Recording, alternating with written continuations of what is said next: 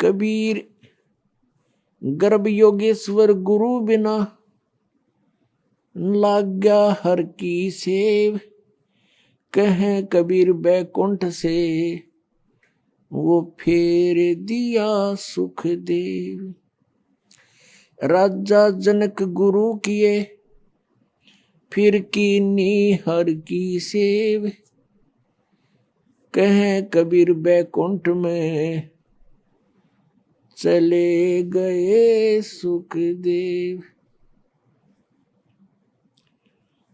गुरु गोविंद दोनों खड़े काके लागू पाए।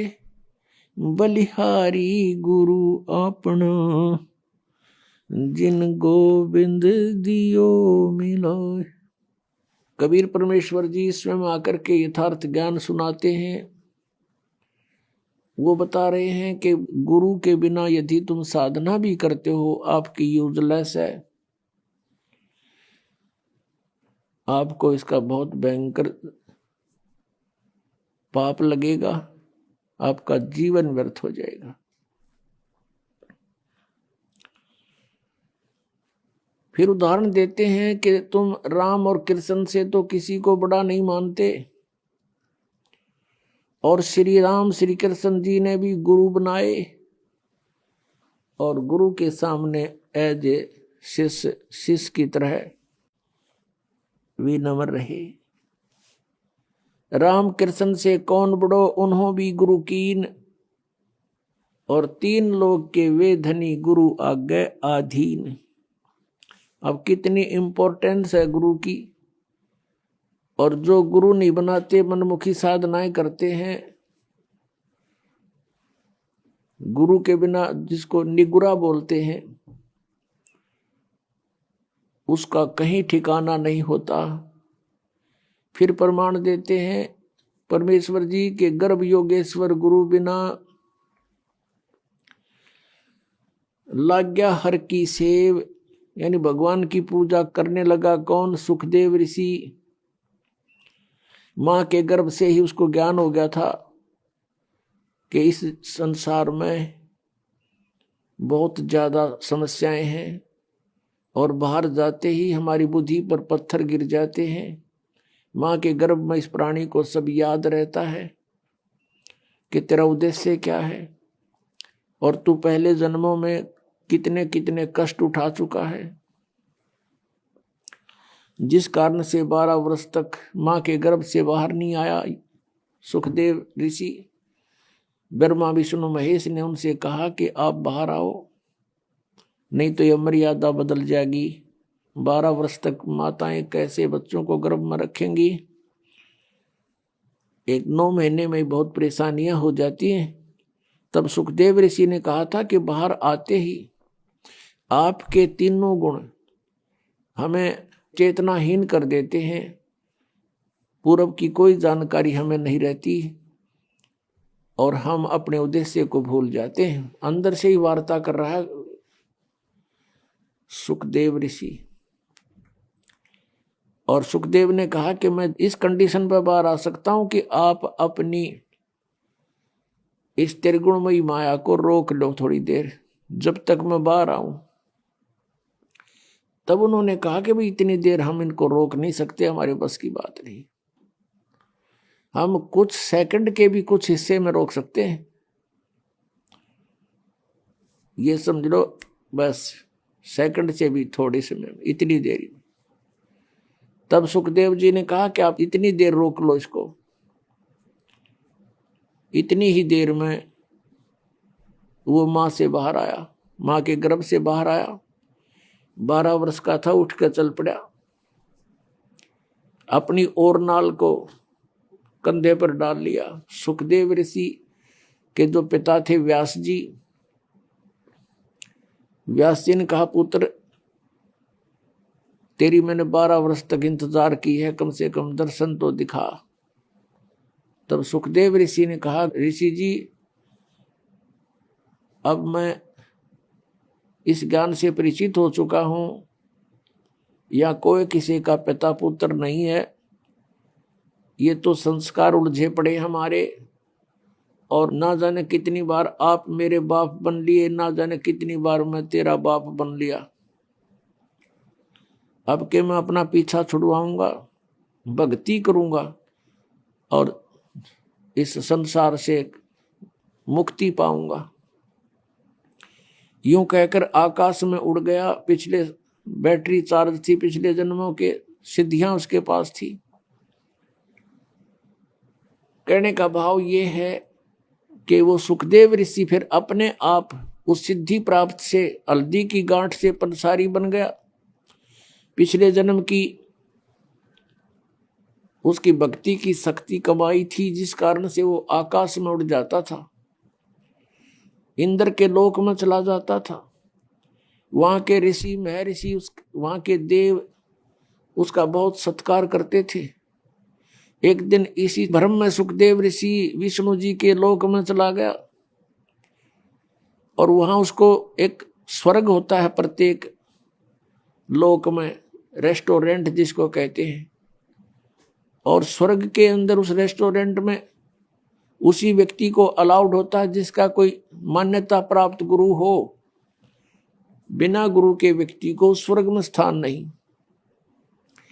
जब सुखदेव ऋषि उस होटल में प्रवेश करने लगा, रेस्टोरेंट में, पहरेदारों ने मना कर दिया कि रुक सुखदेव जी, आपका गुरु कौन है? ऋषि जी।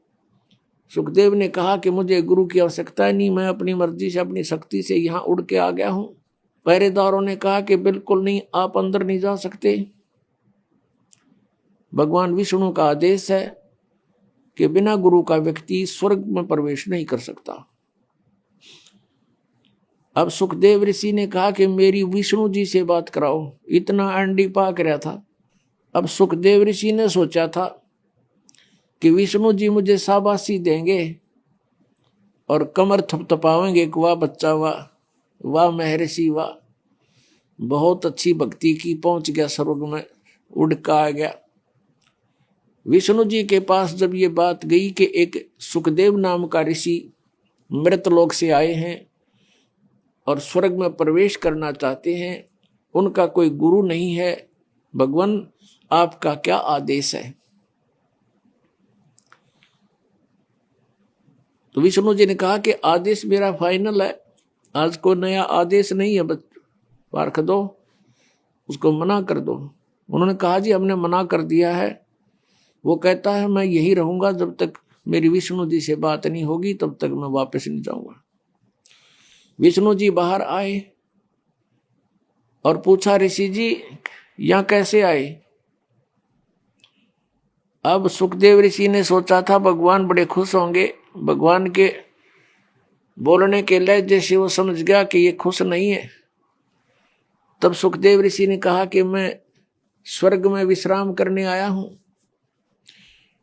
विष्णु जी ने पार्षदों से पूछा भाई आपने क्यों मना कर दिया इसको, इनको, ऋषि जी को? पार्षदों ने फिर दोबारा दोहराया कि भगवान इनने कोई गुरु नहीं बना रखा, ये बिना गुरु के हैं। तो विष्णु जी ने कहा क्यों ऋषि जी, आपका कोई गुरु नहीं? अक नहीं जी। तो फिर आप प्रवेश नहीं कर सकते स्वर्ग में। अब सुखदेव ऋषि ने और अभिमान की डींग मारी, ने बोला जी पृथ्वी के ऊपर मेरे बराबर कोई और संत नहीं, मेरे जैसा शक्ति युक्त नहीं, मैं किससे उपदेश लूं?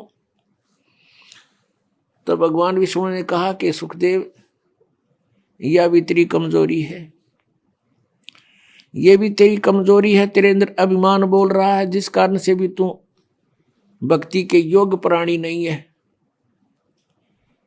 आप जाइए राजा जनक से उपदेश लीजिए।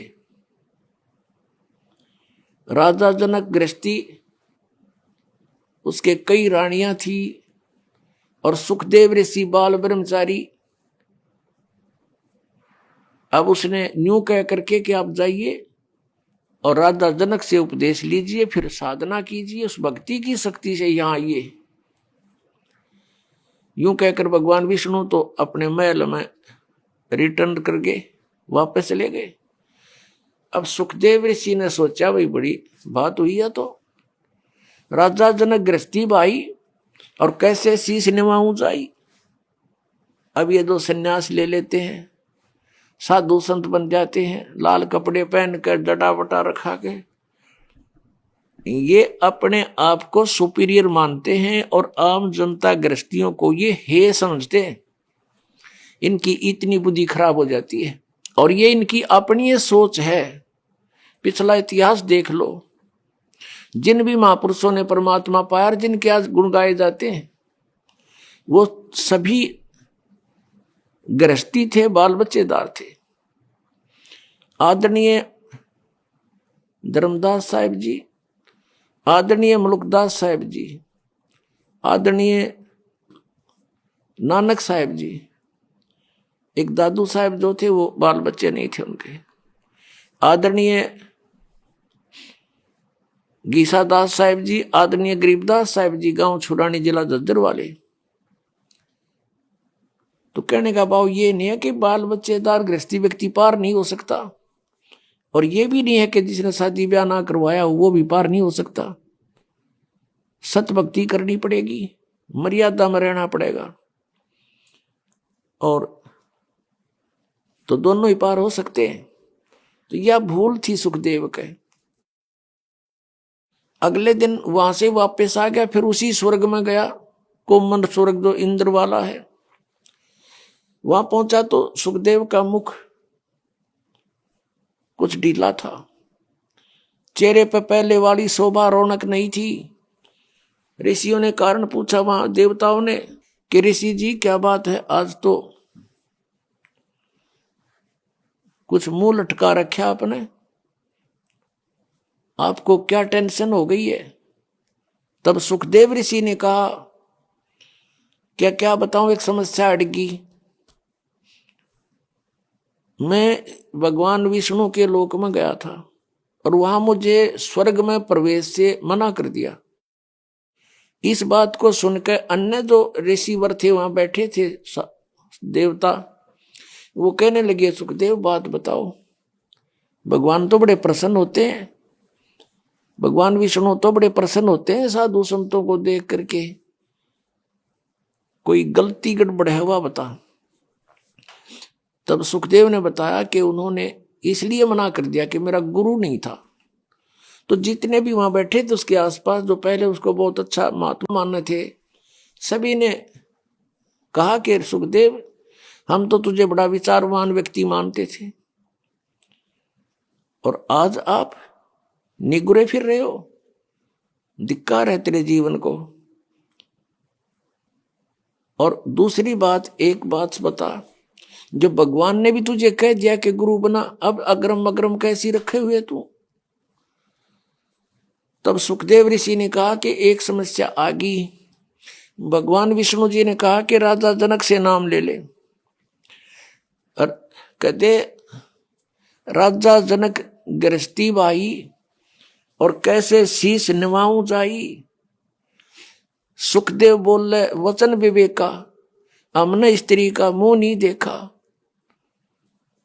अब वो ऋषि कहने लगे भाई एक बात बता, जब भगवान विष्णु ने कह दिया तेरे तुम वहां नाम ले तू जाके, और फिर भी आप ऐसी बातें कर रहे हो। देखो बिना गुरु के आपके पिछले जो संस्कार हैं, आपकी भक्ति शक्ति है, ये कुछ दिन चलेगी, सदा नहीं रहेगी, और अगले जीवन में गधे की योनि में भी जा सकता है प्राणी। अब इतना सुनते ही उसका कलेजा हिल गया, और कुछ मेर भगवान की होती है विशेष। तो सुखदेव ऋषि को अपने पिछले जन्म की बातें याद आ गई। यह भी रजा भगवान की थी उस पर, उसकी बुद्धि ऑन कर दी, अंतर से उसका वह फिल्म चालू कर दी, उसको पिछले जन्म दिखाई देने लगे। उसको याद आया कि फिल्म देख रहा अपने बीते हुए जीवनों की वो मूवी अंतःकरण में। उसने क्या देखा कि एक बार गधे की योनि भोग रहा है, अंधा हो गया, उसको छोड़ दिया, मालिक ने मारा, लठ निकाल दिया। घर अंधा होने के बाद एक पगडंडी पर चला जा रहा है जंगल में, आगे एक नाला था, उसमें गिरने लगा तो छलांग लगानी चाहिए, बीच में फंस गया, नाला थोड़ा ही था। आगे मुंह टिक गया, पीछे पीठ, बैक साइड मर गया, टांग लटके नाले में, आगे पीछे फिट हो गया उसके ऊपर नाले में। और 1 हफ्ते तक भुगत कर मरा, किसी ने नहीं निकाला। आने जाने वाला आदमी इक्का दुक्का आता था, वो निकाल नहीं सका उसको, और उसके ऊपर पैर रखकर पुली बना के पार हो जा, उसकी पुल बना लिया। इस दृष्टांत से उसका कलेजा हिल गया, रोम रोम कांप गया। सुखदेव ऋषि उसी से में उठकर चल पड़ा। फिर भी मन बड़ा उस्ताद है, अपने पिताजी व्यास जी के पास आया, व्यास जी से प्रार्थना की कि हे ऋषिवर, क्या गुरु के बिना मोक्ष नहीं हो सकता? अब सुखदेव ऋषि ने, व्यास जी ने कहा कि नहीं बेटा, गुरु के बिना मोक्ष नहीं हो सकता, कोई भी साधना सफल नहीं हो सकती, मोक्ष तो दूर की बात है। तब सुखदेव ऋषि ने कहा कि हे पिताजी, मैं विष्णु जी के लोक में गया था, उन्होंने मुझे वहां रहने से मना कर दिया। व्यास जी ने फिर यही बात दोहराई कि कारण बता। वो ऐसे नहीं करते, कभी किसी को वापस नहीं करते, वो तो सीने से लगाते हैं भगवान विष्णु। तो तब नीचे को गर्दन करके कहता है कि मैंने गुरु नहीं बना रखा, उन्होंने कंडीशन रखी हुई है कि गुरु धार कर, यानी गुरुमुख व्यक्ति ही यहां आ सकता है। तो व्यास जी ने पूछा, क्या बेटा तेने गुरु नहीं बनाया? अगर नहीं। अब व्यास जी कहने लगे, बेटा मैंने ये सोचा था पुत्र कि मेरा नाम रोशन करेगा। अरे तूने तो नरक में जाने की तैयारी कर ली, इतना समय खो दिया, और मुझसे तू चला गया था, दर्शन भी ना दिए थे। चल मैंने सब्र कर लिया था, मेरा पुत्र अपनी भक्ति करके कल्याण करवा लेगा। अरे तू तो नरक की टिकट ले ली तूने।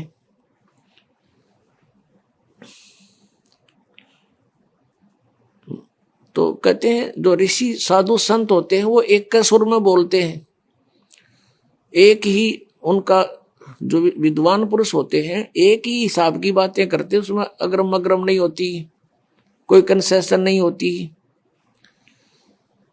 तो सुखदेव ऋषि ने कहा कि भगवान ने एक समस्या पैदा कर दी। उन्होंने कहा कि तू राजा जनक से नाम ले ले, और राजा जनक तो बाल बच्चेदार है, उसकी कई रानियां हैं। अब मैं उसको कैसे प्रणाम करूंगा गुरु रूप में? व्यास जी ने माथे का हाथ मारा, अरे भले आदमी, तेरा जन्म गृहस्थी तो होया, मैं गृहस्थी, मेरा बाप गृहस्थी, तेरे दादे पड़दादे सारे गृहस्थी, उनके बिना तेरा जन्म कहां से होता? और जब भगवान ने ये कह दिया और तू फिर बकवाद कर रहा है, तू ऋषि तो छोड़, तू तो एक आम जनसाधारण भी नहीं है। इतनी कड़वी बात अपने पुत्र को कहनी पड़ी उसके हित के लिए ऋषि व्यास जी ने। और पुत्र जाकर पैर पकड़ ले राजा जनक के, महापुरुष है 1 नंबर के। अपने आत्मा कहते मरता क्या नहीं करता, वहां से आ गया, राजा जनक के पास आया। शाम का समय था। राजा जनक ने कहा अपने नौकरों से कि भी महापुरुष आए हैं, आसन लगा दो। अब वो नौकर लगे उनका ऊंचा आसन लगाने के लिए, तैयारी करी, कपड़े उपड़े लाए। तब सुखदेव जी ने कहा कि नहीं महाराज जी, मैं तो जमीन पर बैठूंगा। अब राजा जनक ने कहा कि हे महात्मा जी, मेरी बेइज्जती मत करो, आप महापुरुष हो, हम गृहस्थी व्यक्ति हैं, हमारा दर्जा जमीन पर बैठने का है, आपका उच्च आसन पर बैठने का है, आप ब्राह्मण हैं। सुखदेव ऋषि चुपचाप नीचे बैठ गया कि नहीं, मैं आपको गुरु बनाने आया हूं। अब यह राजा जनक का जैसे नहीं कि एक ब्राह्मण क्षत्रिय को गुरु बनाने आ गया। और उस समय तो बहुत इनके अंदर जो है ना महत्व था, अपना महत्व मानते थे, अभिमान था ब्राह्मणों में, ऋषियों में। तब सुखदेव ऋषि को नीचे बैठा देखा तो सोच गया कि कुछ बात है। तो कहा ऋषि जी सवेरे मैं आपको उपदेश दूंगा। उन सारी कहानी बता दी। मैं विष्णु जी के लोक में गया था, वहां मुझे रहने से मना कर दिया क्योंकि मेरा गुरु नहीं था, और सभी ऋषियों ने एक ही राय दी है, मैं आपको गुरु बनाऊं। मेरे सामने और विकल्प नहीं रहा। तब राजा जनक ने कहा कि सुबह उपदेश दूंगा। अब हम इस विषय को ज्यादा नहीं बढ़ाते। तो सुबह जब राजा जनक ने कहा ऋषि जी बैठ जाओ, नीचे जमीन पर आसन लगवा दिया। राजा जनक ने अपनी पटरानी से, जो कई रानियां थी उनमें से एक मुख्य थी, जो उससे कहा कि आप मुझे स्नान कराओ और मेरी व्यवस्था करो, मैंने स्नान करके नाम दूंगा, उपदेश दूंगा ऋषि को। अब नो सामने सुखदेव ऋषि बैठा, वहीं पर एक चूल्हा जला दिया, उसके ऊपर एक पतीला रख दिया और चूल्हे में 6 मोटे लकड़ जला करके और पानी को ऐसे उबाल दिया, जल को जैसे चाय बनाया कर उबलने लग जाओ। और राजा जनक ने अपना नहाने का पाटड़ा वहीं साथ में डलवा लिया, उबलते चूल्हे के साथ में। उस पानी का जहां उबल रहा था, गर्म हो रहा था, वहीं साथ में रखवा दिया। और उसकी कपड़े काट के बैठ गया, धोती बांध गए। उसकी पत्नी जो मेन जो रानी थी, वाइफ थी उसकी, वो क्या करती है, उबलते पानी में तो उबलते पतीले में से लोटा भरे और राजा जनक की चोटी में गिरे और हाथ से नवावे, और उधर से सुखदेव ऋषि नो सुकड़े पाछे नोवे, जलेगा यू। वह फिर लोटा डाल, जब वो पाछे न सुकड़े जल गया। राजा जनक देख रहा था उसकी इस गतिविधि को और कहा व्यास के पुत्र, तू तो बाल ब्रह्मचारी, मैं गृहस्थी व्यक्ति, मेरे स्नान करने के बाद जो ये पानी बह करके नाली में जा रहा है, गटर में, इसमें उंगली दे दे बेटा, जब जानो तो किसा योगी है। इन्होंने बोला मैं ना दूं इसमें उंगली, मेरी तो उंगली ये जल जाए, इतना गर्म है तो मैं ना गलती करूं ऐसी। कहते हैं राजा विहंस दे जब तारी, और मुझे स्नान करावे नारी, ऐसा योग कमाया पूता, क्या बहा जो इंद्री दूता। इंद्री कर्म लगाओ किसके, जैसे जिव्या लेप नहीं मधुरस के। अब हम जो विषय है उसी को जारी करते हैं। अब राजा जनक से उपदेश लेकर सुखदेव जी ने फिर अपनी साधना की। वो फिर स्वर्ग में गया, यानी स्वर्ग तक भी जाने का जो मार्ग है वो गुरु के बिना नहीं हो सकता। और हमने जाना सतलोक, तो क्या कहते हैं इसके विषय में परमेश्वर कबीर जी ने हमें उदाहरण दिया कि गर्भ योगेश्वर गुरु बिना, वो लाग गया हर की सेव, भगवान की पूजा करने लगा। कहे कबीर बैकुंठ से वो फेर दिया सुखदेव, राजा जनक गुरु किए फिर कीनी हर की सेव। कहे कबीर बैकुंठ में फिर चले गए सुखदेव।